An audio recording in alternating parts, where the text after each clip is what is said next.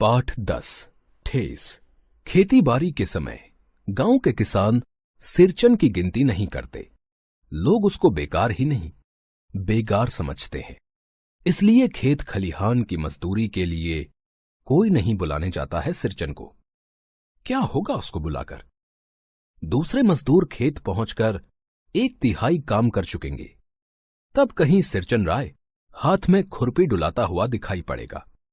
पगडंडी पर तौल तौल कर पांव रखता हुआ धीरे धीरे। मुफ्त में मजदूरी देनी हो तो और बात है। आज सिरचन को मुफ्तखोर, कामचोर या चटोर कह ले कोई। एक समय था जब उसकी मड़हिया के पास बड़े बड़े बाबू लोगों की सवारियां बंधी रहती थीं। उसे लोग पूछते ही नहीं थे, उसकी खुशामद भी करते थे। अरे सिरचन भाई, अब तो तुम्हारे ही हाथ में ये कारीगरी रह गई है सारे इलाके में।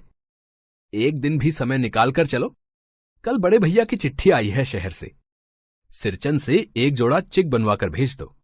मुझे याद है, मेरी मां जब कभी सिरचन को बुलाने के लिए कहती, मैं पहले ही पूछ लेता, भोग क्या क्या लगेगा? मां हंसकर कहती, जा जा बेचारा, मेरे काम में पूजा भोग की बात नहीं उठाता कभी। ब्राह्मण टोली के पंचानन चौधरी के छोटे लड़के को एक बार मेरे सामने ही बेपानी कर दिया था सिरचन ने। तुम्हारी भाभी नाखून से खांट कर तरकारी परोसती है और इमली का रस डालकर कढ़ी तो हम कहार कुम्हारों की घरवाली बनाती हैं। तुम्हारी भाभी ने कहां सीखा? इसलिए सिरचन को बुलाने के पहले मैं मां से पूछ लेता। सिरचन को देखते ही मां हुलस कर कहती, आओ सिरचन, आज नेनू मत रही थी तो तुम्हारी याद आई। घी की खखोरन दाढ़ी के साथ चूड़ा तुमको बहुत पसंद है ना? और बड़ी बेटी ने ससुराल से संवाद भेजा है। उसकी ननद रूठी हुई है मोती की शीतल पार्टी के लिए। सिरचन अपनी पनियाई जीभ को संभाल कर हंसता। घी की सौंधी सुगंध सूंघ कर ही आ रहा हूं काकी, नहीं तो इस शादी ब्याह के मौसम में दम मारने की भी छुट्टी कहां मिलती है। सिरचन जाति का कारीगर है। मैंने घंटों बैठकर उसके काम करने के ढंग को देखा है।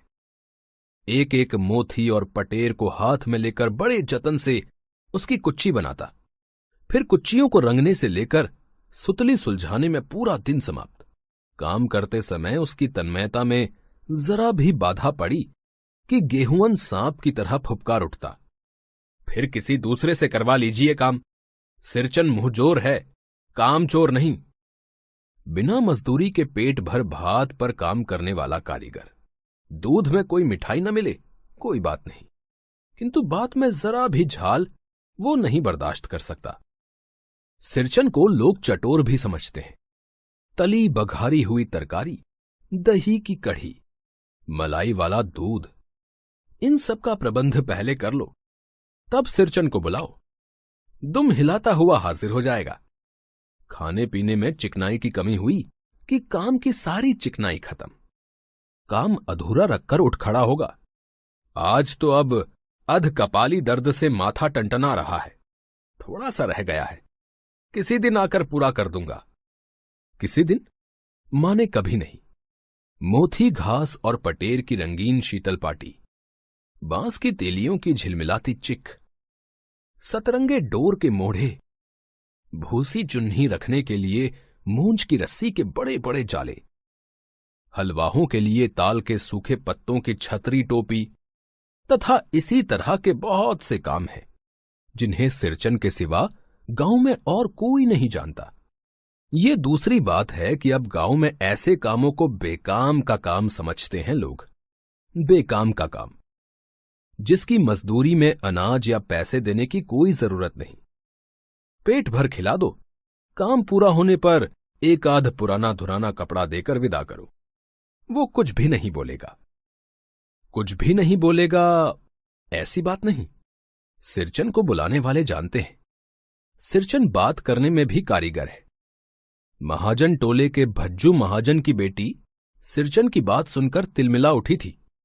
ठहरो, मैं मां से जाकर कहती हूं इतनी बड़ी बात। बड़ी बात ही है बिटिया, बड़े लोगों की बस बात ही बड़ी होती है। नहीं तो 2-2 पटेर की पार्टियों का काम सिर्फ खेसारी का सत्तू खिलाकर कोई करवाए भला? ये तुम्हारी मां ही कर सकती है बबूनी। सिरचन ने मुस्कुराकर जवाब दिया था। उस बार मेरी सबसे छोटी बहन की विदाई होने वाली थी। पहली बार ससुराल जा रही थी मानू। मानू के दूल्हे ने पहले ही बड़ी भाभी को खत लिखकर चेतावनी दे दी है, मानू के साथ मिठाई की पतीली ना आवे, कोई बात नहीं। 3 जोड़ी फैशनेबल चिक और पटेर की 2 शीतल पार्टियों के बिना आएगी मानू तो। भाभी ने हंसकर कहा, बैरंग वापस। इसलिए 1 सप्ताह पहले से ही सिरचन को बुलाकर काम पर तैनात करवा दिया था माँ ने। देख सिरचन, इस बार नई धोती दूंगी, असली मोहर छाप वाली धोती। मन लगाकर ऐसा काम करो कि देखने वाले देखकर देखते ही रह जाएं। पान जैसी पतली छुरी से बांस की तीलियों और कमानियों को चिकनाता हुआ सिरचन अपने काम में लग गया। रंगीन सुतलियों में झब्बे डालकर वो चिक बुनने बैठा। 1.5 हाथ की बिनाई देखकर ही लोग समझ गए कि इस बार एकदम नए फैशन की चीज बन रही है, जो पहले कभी नहीं बनी। मझली भाभी से नहीं रहा गया, पर्दे की आड़ से बोली, पहले ऐसा जानती कि मोहर छाप वाली धोती देने से ही अच्छी चीज बनती है तो भैया को खबर भेज देती। काम में व्यस्त सिरचन के कानों में बात पड़ गई। बोला, मोहर छाप वाली धोती के साथ रेशमी कुर्ता देने पर भी ऐसी चीज नहीं बनती बहुरिया। मानू दीदी काकी की सबसे छोटी बेटी है। मानू दीदी का दूल्हा अफसर आदमी है। मझली भाभी का मुंह लटक गया। मेरी चाची ने फुसफुसा कर कहा, किससे बात करती है बहू? मोहर छाप वाली धोती नहीं, मूंगिया लड्डू। बेटी की विदाई के समय रोज मिठाई जो खाने को मिलेगी, देखती है ना। दूसरे दिन चिक की पहली पांति में 7 तारे जगमगा उठे, 7 रंग के, 7 भैया तारा।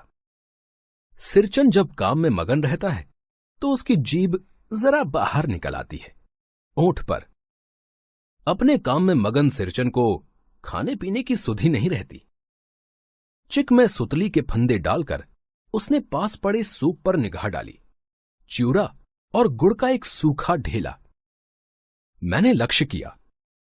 सिरचन की नाक के पास 2 रेखाएं उभर आईं। मैं दौड़कर मां के पास गया। मां, आज सिरचन को कलेवा किसने दिया है? सिर्फ च्यूरा और गुड़? मां रसोई घर के अंदर पकवान आदि बनाने में व्यस्त थी। बोली, मैं अकेली कहां कहां क्या क्या देखूं। अरे मंझली, सिरचन को बूंदिया क्यों नहीं देती? बूंदिया मैं नहीं खाती काकी। सिरचन के मुंह में च्यूरा भरा हुआ था। गुड़ का ढेला सूप में एक किनारे पड़ा रहा अछूता। मां की बोली सुनते ही मंझली भाभी की भौहें तन गईं। मुट्ठी भर बूंदिया सूप में फेंक कर चली गई। सिरचन ने पानी पीकर कहा, मझली बहू रानी, अपने मैके से आई हुई मिठाई भी इसी तरह हाथ खोलकर बांटती है क्या? बस। मझली भाभी अपने कमरे में बैठकर रोने लगी। चाची ने मां के पास जाकर लगाया। छोटी जाति के आदमी का मुंह भी छोटा होता है, मुंह लगाने से सिर पर चढ़ेगा ही। किसी की नहर ससुराल की बात क्यों करेगा वो? मझली भाभी मां की दुलारी बहू है। मां तमक कर बाहर आई। सिरचन, तुम काम करने आए हो, अपना काम करो। बहुओं से बदकुट्टी करने की क्या जरूरत? जिस चीज की जरूरत हो मुझसे कहो। सिरचन का मुंह लाल हो गया। उसने कोई जवाब नहीं दिया। बांस में टंगे हुए अधूरे चिक में फंदे डालने लगा। मानो पान सजाकर बाहर बैठक खाने में भेज रही थी। चुपके से पान का एक बीड़ा सिरचन को देती हुई बोली, इधर उधर देखकर, सिरचन दादा, काम काज का घर, 5 तरह के लोग 5 किस्मों की बात करेंगे। तुम किसी की बात पर कान मत दो। सिरचन ने मुस्कुराकर पान का बीड़ा मुंह में ले लिया। चाची अपने कमरे से निकल रही थी। सिरचन को पान खाते देखकर अवाक हो गई।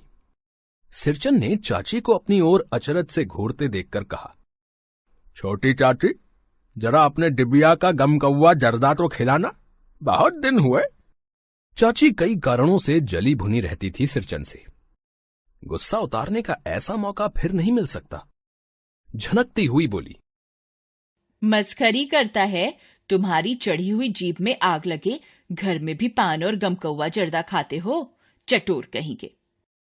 मेरा कलेजा धड़क उठा। यत् परो नास्ति। बस सिरचन की उंगलियों में सुतली के फंदे पड़ गए। मानो कुछ देर तक वो चुपचाप बैठा पान को मुंह में घुलाता रहा। फिर अचानक उठकर पिछवाड़े पीक थूक आया। अपनी छुरी, हंसिया वगैरह समेट संभाल कर झोले में रखी, टंगी हुई अधूरी चिक पर एक निगाह डाली और हनहनाता हुआ आंगन से बाहर निकल गया। चाची बड़बड़ाई, अरे बाप रे बाप, इतनी तेजी! कोई मुफ्त में तो काम नहीं करता। 8 रुपए में मोहर छाप वाली धोती आती है। इस मुंह झौसे के ना मुंह में लगाम है ना आंख में शील। पैसा खर्च करने पर सैकड़ों चिक मिलेंगी। बातर टोली की औरतें सिर पर गट्ठर लेकर गली गली में आरी फिरती हैं। मानू कुछ नहीं बोली, चुपचाप अधूरी चिक को देखती रही। सातों तारे मंद पड़ गए। मां बोली, जाने दे बेटी, जी छोटा मत कर मानू, मेले से खरीद कर भेज दूंगी। मानू को याद आई, विवाह में सिरचन के हाथ की शीतल पाटी दी थी मां ने। ससुराल वालों ने न जाने कितनी बार खोलकर दिखलाया था पटना ताकि मेहमानों को। वो उठकर बड़ी भाभी के कमरे में चली गई। मैं सिरचन को मनाने गया। देखा, एक फटी हुई शीतल पाटी पर लेटकर वो कुछ सोच रहा है। मुझे देखते ही बोला, बबुआ जी, अब नहीं, कान पकड़ता हूं, अब नहीं। मोहर छाप वाली धोती लेकर क्या करूंगा? कौन पहनेगा? ससुरी खुद मरी, बेटे बेटियों को ले गई अपने साथ। बबुआ जी, मेरी घरवाली जिंदा रहती तो मैं ऐसी दुर्दशा भोगता। ये शीतल पाटी उसी की बुनी हुई है। इस शीतल पाटी को छूकर कहता हूं, अब ये काम नहीं करूंगा। गांव भर में तुम्हारी हवेली में मेरी कदर होती थी, अब क्या? मैं चुपचाप वापस लौट आया। समझ गया, कलाकार के दिल में ठेस लगी है, वो नहीं आ सकता। बड़ी भाभी अधूरी चिक में रंगीन छींट की झालर लगाने लगी। यह भी बेजा नहीं दिखलाई पड़ता, क्यों मानू? मानू कुछ नहीं बोली, बेचारी।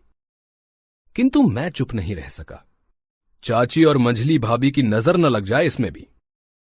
मानू को ससुराल पहुंचाने मैं ही जा रहा था। स्टेशन पर सामान मिलाते समय देखा, मानू बड़े जतन से अधूरी चिक को मोड़कर लिए जा रही है अपने साथ। मन ही मन सिरचन पर गुस्सा हो आया। चाची के सुर में सुर मिलाकर कोसने को जी हुआ। कामचोर, चटोर। गाड़ी आई। सामान चढ़ाकर मैं दरवाजा बंद कर रहा था कि प्लेटफॉर्म पर दौड़ते हुए सिरचन पर नजर पड़ी। बबुआ जी! उसने दरवाजे के पास आकर पुकारा। क्या है? मैंने खिड़की से गर्दन निकालकर झिड़की के स्वर में कहा। सिरचन ने पीठ पर लदे हुए बोझ को उतारकर मेरी ओर देखा। दौड़ता आया हूं, दरवाजा खोलिए। मानो दीदी कहां है? एक बार देखूं। मैंने दरवाजा खोल दिया। सिरचन दादा। मानो इतना ही बोल सकी। खिड़की के पास खड़े होकर सिरचन ने हकलाते हुए कहा, ये मेरी ओर से है। सब चीजें हैं दीदी, शीतल पाटी, चिक और एक जोड़ी आसनी कुश की। गाड़ी चल पड़ी। मानो मोहर छाप वाली धोती के दाम निकालकर देने लगी। सिरचन ने जीभ को दांत से काटकर दोनों हाथ जोड़ दिए। मानो फूट फूट कर रो रही थी। मैं बंडल को खोलकर देखने लगा। ऐसी कारीगरी, ऐसी बारीकी, रंगीन सुतलियों के फंदों का ऐसा काम पहली बार देख रहा था।